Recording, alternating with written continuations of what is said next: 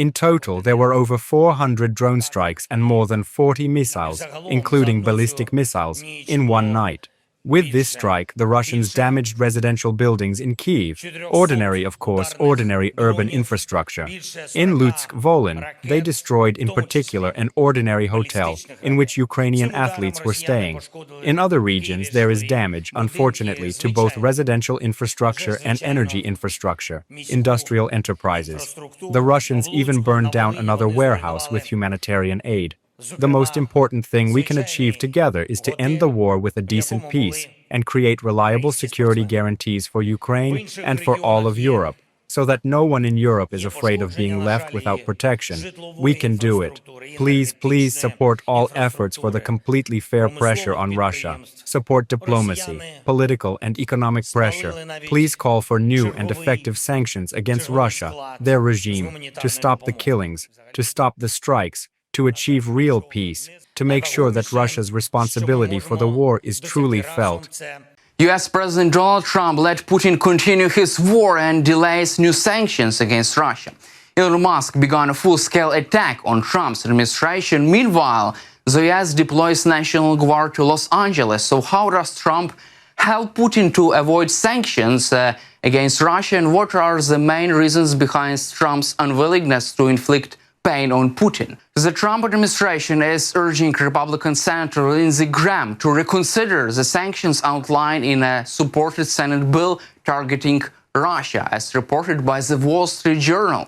White House representatives have reached out to Graham's office, pressing him to amend the bill provisions on sanctions against Russia. Among the White House proposals is a significant allowance for the US president to have the sole discretion to determine whom or what should face sanctions. Additionally, White House has suggested a notable linguistic change, replacing the mandatory term shall with the more permissive may, which would effectively eliminate the enforcement of sanctions and would weaken the bill. Graham's team has voiced strong criticism, arguing that this shift would render the bill ineffective and compromise its purpose. They pointed out that Trump already possesses the authority to impose sanctions as he sees fit. In an impressive bipartisan effort, Senators Richard Blumenthal and Lindsey Graham, alongside with 80 co-sponsors, have put a bill aimed at imposing sanctions on Russia for its refusal to agree to a ceasefire. This ambitious bill includes a 500% tariff on goods imported from nations that purchase Russian oil. The push for these sanctions enjoys support in the House and Senate. Meanwhile, White House spokeswoman Caroline Leavitt has assured the public that Trump will ultimately make the final call regarding any sanctions on Russia, but on himself. Additionally, according to the Washington Post columnist Mark Thiessen, only this sanctions bill could help Trump to end the war. Additionally, Trump has shared this article on his social media. The Washington Post reports that Trump urgently needs to increase his leverage over Putin, and Congress has a powerful opportunity to do so. This crucial bipartisan effort, led by the senators Lindsey Graham and also Tom Cotton, seeks to enact this leverage and sanctions that could fundamentally change the game. Right now, Russia is grappling with double-digit inflation, soaring interest rates, and crippling labor shortages. The only lifeline keeping its economy afloat is oil revenue. The proposed legislation aims to sever this essential financial artery for the Kremlin by prohibiting energy transactions with sanctioned Russian banks, something that President Biden did not allow to continue. Furthermore, it would impose a 500% tariffs on any nation that dares to purchase Russian oil, uranium, natural gas, petroleum, or other products. By endorsing this bill, Trump would gain unprecedented power to eliminate Russian energy sales around the globe. This move could not only cripple Russian economy, but also cut off the funds that enable Putin's aggression against Ukraine. The time for decisive action is now, according to the article, and this bill could be the key for reshaping the balance of power. Also, signing the bill does not mean Trump has to implement it immediately. The proposed sanctions take effect only after the president issues a formal determination, such as in case of refusing Putin to negotiate a peace agreement with Ukraine. If Trump uncomfortable making this determination, according to the Washington Post, he has another option. He can wait to sign the bill after Congress approves it. Once a bill reaches the president, he is granted a window of just 10 days to either sign it or issue a veto. However, Congress is under no obligation to forward or pass bill to him. Once a bill garners approval from both House, Senate Majority Leader has the authority to keep it at his desk indefinitely, effectively granting Trump as much time as he desires before taking actions. There is a historical precedent. In 1998, both chambers of Congress endorsed legislation championed by Senator J.Z. Helms that aimed to settle U.S. arrears through the United Nations in exchange of reforms. President Bill Clinton, however, threatened to veto the bill over some minor pro-life provisions. In a strategic play, Helms withheld the bill, attempting to sway Clinton's decision. When Clinton stood firm, Helms sent the bill to him at a calculated moment, the very day he was addressing the UN General Assembly. Putin could utilize the same strategic approach with the Russian sanctions bill once it passes through both House and Senate. By holding it back and choosing the perfect moment to do so, he would dramatically enhance Trump's leverage over Vladimir Putin. And this tactic would arm Trump with a potential tool to pressure Russia by bipartisan majority in Congress. It not only empowers Trump, but also fortifies his negotiating position, allowing him to threaten sanctions against Russia. Moreover, it signals a united political front, according to the Washington Post, showcasing unwavering support against aggression. The passage of the bill would clarify Putin's decision either to agree to a peace or face severe sanctions against the Russian economy, which is already struggling.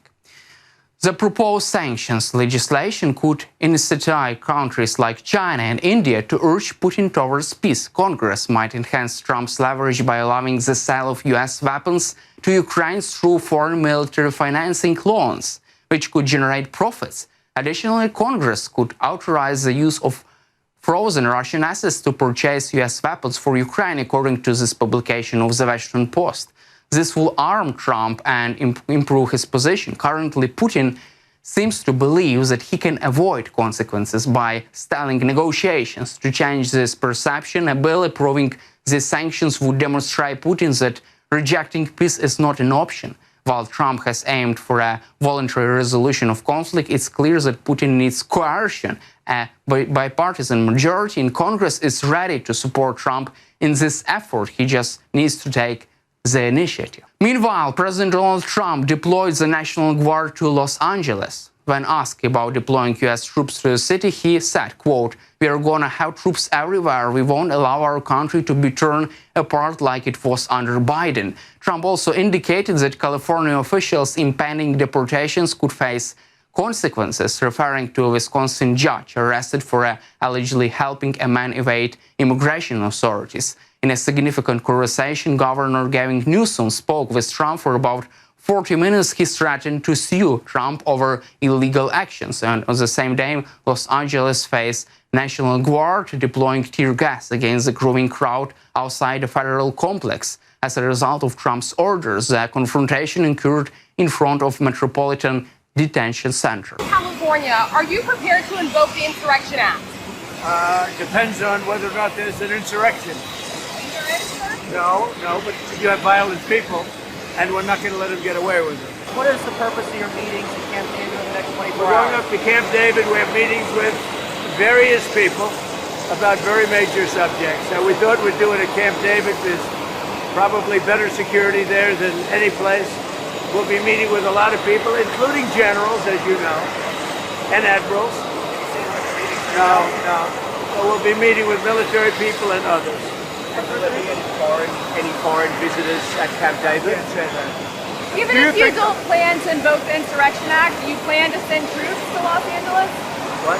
Even if you're not planning to invoke the Insurrection Act, do you still plan to send troops? Well, we're going to have troops everywhere. We're not going to let this happen to our country. We're not going to let our country be torn apart like it was under Biden and his auto pen. What is the bar bar for sending Marines to The bar different is cities? what I think it is. I mean, if we see danger to our country and to our citizens, we'll be very, very strong in terms of law and order. It's about law and order. Sending active duty Marines on the table, sir. Secretary has We're going to said. see what we need. We'll send whatever we need to make sure there's law and order. Mr. President, do you foresee those protests spreading to other cities, Chicago, New York, for example, in the next few days? Yes, we're going to be watching it very closely. And when they spit at people, you know, they spit. That's their new thing. They spit, and worse, you know what they throw at them, right? And when that happens, I have a little statement. They say, they spit, we hit. And I told them, nobody's going to spit on our police officers. Nobody's going to spit on our military, which they do as a common thing. They get up to them this far away and then they start spitting in their face. That happens, they get hit very hard. Meanwhile, President Trump was disheartened after his falling out with Elon Musk, sparked by Musk's public attacks and calls for his impeachment. As Trump tried to understand Musk's behavior, he referred to him as a big-time drug addict, referencing to Musk's acknowledged use of prescribed ketamine. Reports of Musk's excessive drug use contributed to the rift. Despite his usual tendency to respond, Trump was more restrained regarding Musk, advising caution to his team. Tensions had been brewing long before the public rift, as Musk's controversial tactics led clashes with key administration officials.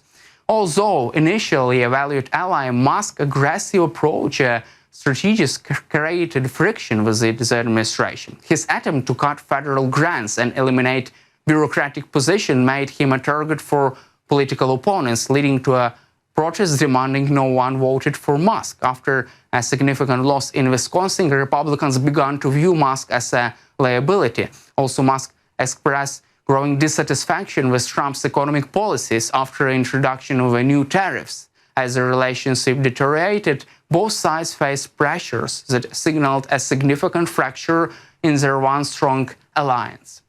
That's all for today. Subscribe to our YouTube channel, and glory to Ukraine.